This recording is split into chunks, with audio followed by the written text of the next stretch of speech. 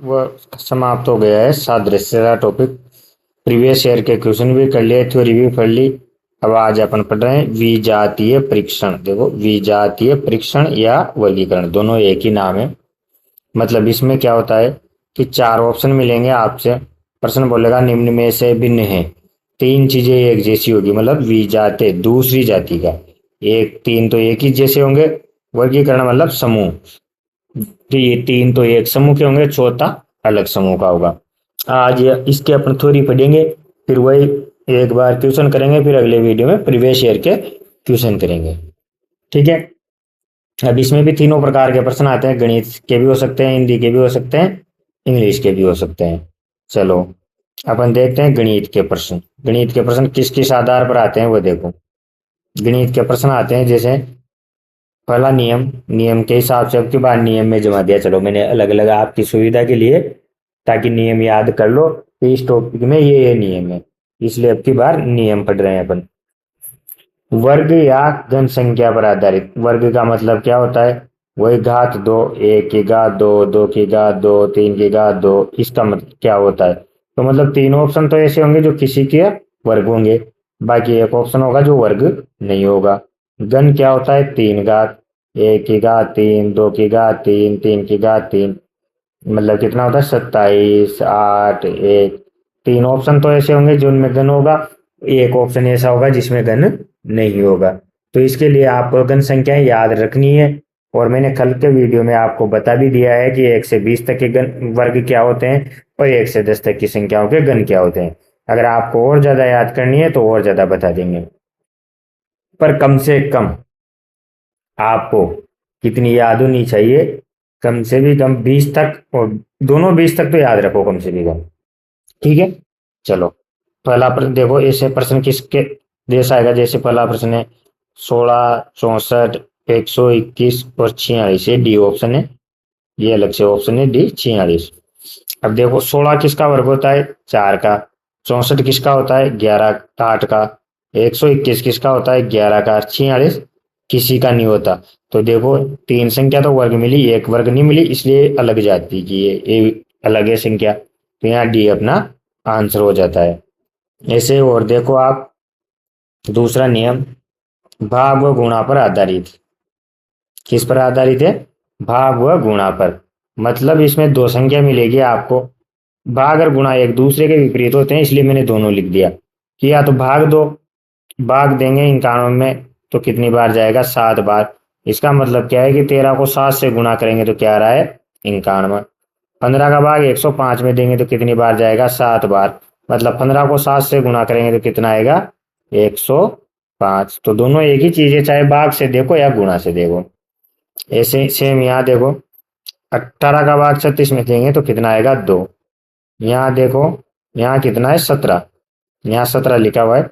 17 का भाग 119 में देंगे, देखो गुणा भाग पर। तो 13 का 7 बार गुणा करेंगे, जब इसको भी 7 बार गुणा करेंगे, इसको भी 7 बार, या 7 बार भाग दे रहा है, दोनों बात एक है। पर यहाँ कितनी बार जा रहा है? 2 बार। तो ये अलग है, सब में 7 बार भाग जा रहा था, ये अलग है। तो देखो दूसरा नियम अपना हो गया भाग वाला।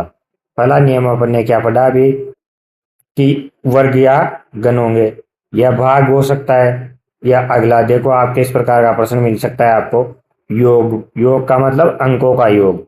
ये देखो यहाँ कि 4 और 1 5, 5 और 2 7 हो रहा है। 6 और 0, 6 और 1 7 हो रहा है। 4 और 2, 6 और 1 7 हो रहा है।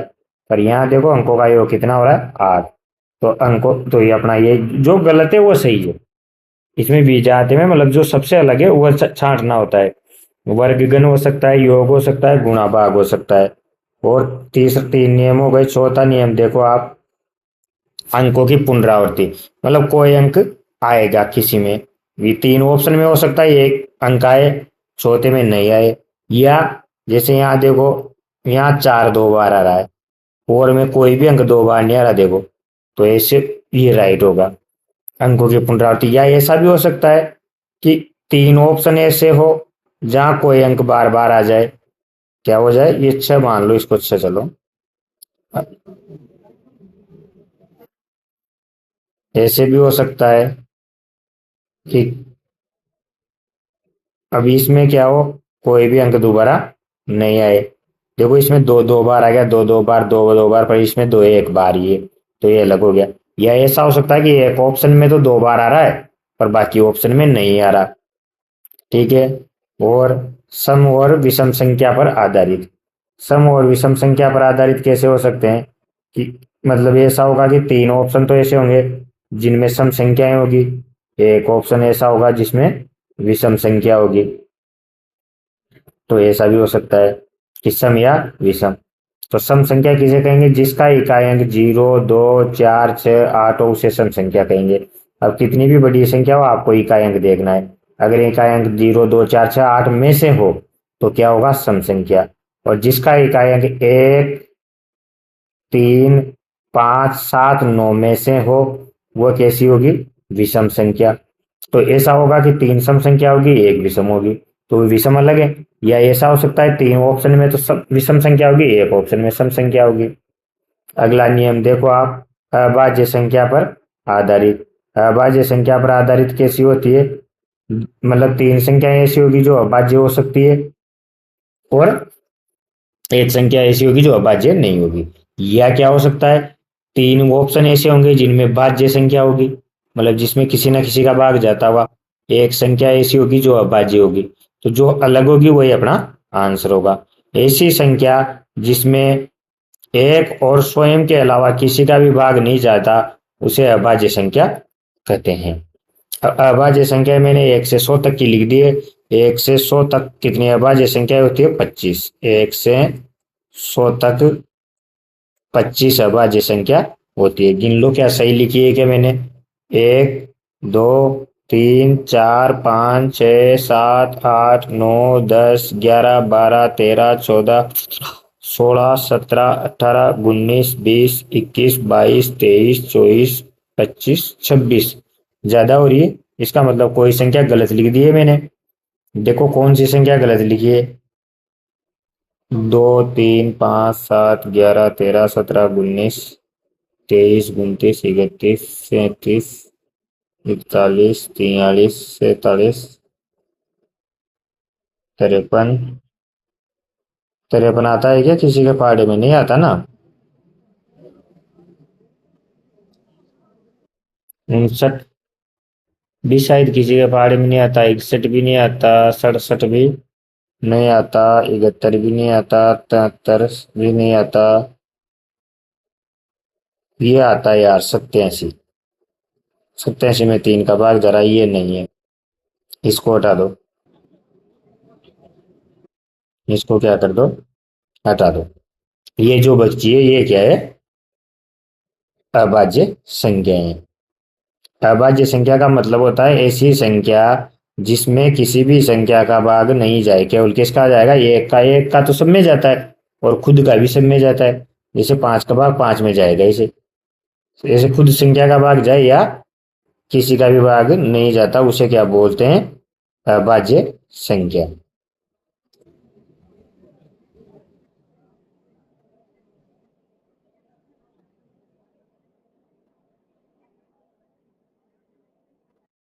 ये 87 हटा दिया है, अब 25 संख्या है 1 से 100 तक जो कि क्या है? अभाज्य संख्याएं होती हैं। ये लिख लेना, याद कर लेना, ये सब याद करने हैं। आज जितने भी नियम लिखा रहा हूं इसी से इस प्रश्नावली के सवाल होंगे, नहीं तो फिर सवाल नहीं आएंगे, इसलिए ये सब याद कर लेना। अगला देखो आप, गणित के नियम हो गए। अगला देखो हिंदी के नियम। हिंदी में कैसे प्रश्न आ सकते हैं कि सब्जियों के नाम आ जाए, पर सब्जियों में अंतर क्या रहेगा कि तीन सब्जियां तो ऐसी रहेगी जो ऊपर आती हो पौधे के, और ये एक सब्जी ऐसी रहे जो जमीन के नीचे आती हो। जैसे आलू है वो जमीन के नीचे आते हैं, पर मिर्च है, टमाटर है, बैंगन है, ये सब कहाँ आते हैं? ऊपर। तो तीन ऑप्शन तो ऐसे मिलेंगे जो पौधे के जमीन के बाहर आते हैं, और तीन ऑप्शन ऐसे मिल सकते हैं कि जमीन के अंदर आते हैं। या फिर पौधे या बेल पर आधारित। पौधे या बेल का मतलब है कि किसी किसी का तो पौधा होता है, जैसे मिर्च का, टमाटर का, इनका पौधा होता है, पर जैसे लौकी, गिलकी, इनके क्या होती है? बेल होती है, लंबी लंबी बेल चलती है ना। और शरीर के अंगों पर आधारित आ सकते हैं। शरीर के अंगों में, शरीर के बाहर के अंग जैसे हाथ पैर ये सब दिख रहा है वो अंदर बाहर है, पर अंदर पे भी आ सकते हैं, जैसे हड्डी दिखती नहीं है वो अंदर है। और मस्तिष्क वस्तिष्क ऐसे और भी क्वेश्चन आ सकते हैं। मेन चीज है पांचों ज्ञानेंद्रिय आपको याद होनी चाहिए। ज्ञानेंद्रिय क्या होती है? आंख कान नाक जीभ त्वचा। अब आपको तीन ऑप्शन हो सकता है इनमें से मिले, चौथा ऑप्शन मिल जाए हाथ, तो आप समझ जाना कि ये तीन तो ज्ञानेंद्रिय है, ये ज्ञानेंद्रिय नहीं है। तो ज्ञानेंद्रियों के हिसाब से आ सकते हैं। और महीनों से संबंधित प्रश्न आ सकते हैं। महीनों में क्या कि देखो जून नवंबर अप्रैल सितंबर ये 4 महीने तो 30 दिन के होते हैं, बाकी के महीने 31 दिन के होते हैं, और फरवरी 28 29 दिन की है। 4 साल में एक बार 28 की आती है। कब आती है? जिसमें चार का भाग जाता है, जिसमें चार का भाग जाता है उस वर्ष फरवरी 29 दिन की होती है। ये भी याद रखना। कौन सा? जैसे जैसे सन आज गया 2004, 2026, 2028, 2036। अब जिस जिसमें चार का भाग जा रहा है, देखो इसमें भी चार का भाग, इसमें भी चार का, इसमें इसमें चार का भाग नहीं जाता, मतलब ये अलग है, क्योंकि इसमें फरवरी 29 दिन की है। तो साल के हिसाब से भी आ सकता है, सन के हिसाब से भी। या महीनों के नाम लिखे हो तो 3 महीने तो ऐसे होंगे जो हो सकता है या तो 30 दिन के होंगे या 31 दिन के होंगे, पर ये एक महीना ऐसा होगा जो अलग हटके होगा। इसको याद करने का डायरेक्ट तरीका भी देख लो, एक थोड़ी सी ट्रिक है मेरे पास। जून नवंबर जानिए, जून नवंबर जानिए, अप्रैल सितंबर 30, फरवरी 28 की, बाकी सब 31। मतलब जून नवंबर जानिए अप्रैल सितंबर 30, ये 4 महीने तो 30 दिन के हो गए, फरवरी 28 या 29 की, और बाकी सब 31। तो महीनों से आ सकते हैं। और क्या आ सकते हैं? और देखो ऐसे भी आ सकता है कि नाम, मतलब लड़की का नाम, 3 नाम लड़की के हो सकते हैं, एक लड़के का हो। अस्त्र शस्त्र, मतलब हाथ से चलाने वाले और फेंक कर चलाने वाले। पर ऐसे भी आ सकते हैं प्रधानमंत्री राष्ट्रपति के नाम हो, मतलब 3 नाम ऐसे हो जो प्रधानमंत्री रह चुके हैं, एक नाम ऐसे हो। जल से संबंधित, मतलब जल में रहने वाले जानवर जैसे मछली, ऐसे आ गया मगरमच्छ। और एक आध जानवर ऐसा आ जाए जो जमीन पे रहता हो। जंगल से संबंधित आ सकते हैं जंगली जानवर। अंडे से, मतलब कुछ चीजें ऐसी होती है, जैसे कुछ जीव ऐसे होते हैं जो अंडे देते हैं, बाकी कुछ जीव डायरेक्ट बच्चे देते हैं, जैसे चिड़िया है अंडे देती है, और इंसान डायरेक्ट बच्चा देता है, अंडे थोड़ी देता है। ऐसे प्रश्न आ सकते हैं संबंधित। ठीक है। और ये एक और है कि 7 महाद्वीप है अपने, उनके नाम से भी प्रश्न आ जाता है कि 3 ऑप्शन में तो महाद्वीप रहेगा, चौथे ऑप्शन में देश का नाम रहेगा। तो महाद्वीप के नाम आपको याद होने चाहिए। क्या क्या है? एशिया महाद्वीप, ये क्या है? महाद्वीप। कितने हैं टोटल? 7। एशिया है, अफ्रीका है, यूरोप है, और क्या है? दक्षिण अमेरिका, अमेरिका, उत्तरी अमेरिका। अब अमेरिका देश भी है, पर महाद्वीप कौन है? दक्षिणी अमेरिका, उत्तरी अमेरिका। एक है अंटार्कटिका, अंटार्कटिका। और 7वां महाद्वीप है ऑस्ट्रेलिया। ऑस्ट्रेलिया देश भी है और महाद्वीप भी ने का नाम। तो और किस प्रकार के प्रश्न आ सकते हैं कि नाम के हिसाब से आ सकते हैं, मतलब लड़कियों के नाम, लड़कों के नाम। अस्त्र शस्त्र, हाथ से चलाने वाले, फेंक के चलाने वाले, जैसे बंदूक की गोली जाती है। प्रधानमंत्री राष्ट्रपति, मतलब 3 नाम ऐसे होंगे जो पहले भारत के प्रधानमंत्री रह गए, एक नाम ऐसा होगा जो प्रधानमंत्री नहीं रहा। एक 3 नाम में से हो सकते हैं जो राष्ट्रपति रहे हो। जलीय जंतुओं से, जंगल में रहने वाले जंतुओं से संबंधित प्रश्न हो सकते हैं। अंडे देने वाले या डायरेक्ट बच्चे देने वाले, जैसे मुर्गी अंडा देती है पर गाय बछड़ा देती है, तो इससे संबंधित प्रश्न आ सकते हैं। और देश के नाम से संबंधित, मतलब 7 महाद्वीप है, कितने महाद्वीप है? 7। तो आपको महाद्वीप तो याद रखो, देश का नाम, देश तो बहुत सारे हैं, किस किस का याद रखोगे? पर महाद्वीप का नाम याद रख लो। 3 महाद्वीप हो सकते हैं, एक देश हो सकता है। हो सकता है कि ये एक तो महाद्वीप हो, बाकी 3 क्या हो? देश हो। तो वो जो अलग है वो आंसर होगा। 7 महाद्वीप कौन कौन से हैं? एशिया, पहला है एशिया, दूसरा है अफ्रीका, दक्षिणी अमेरिका,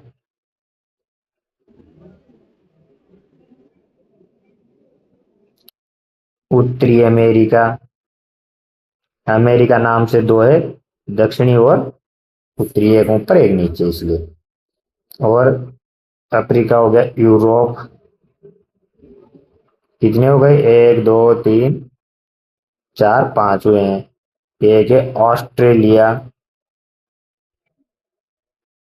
अब ऑस्ट्रेलिया देश का नाम भी है, ये दोनों में आ सकता है, ऑस्ट्रेलिया। और एक है अंटार्कटिका, अंटार्कटिका।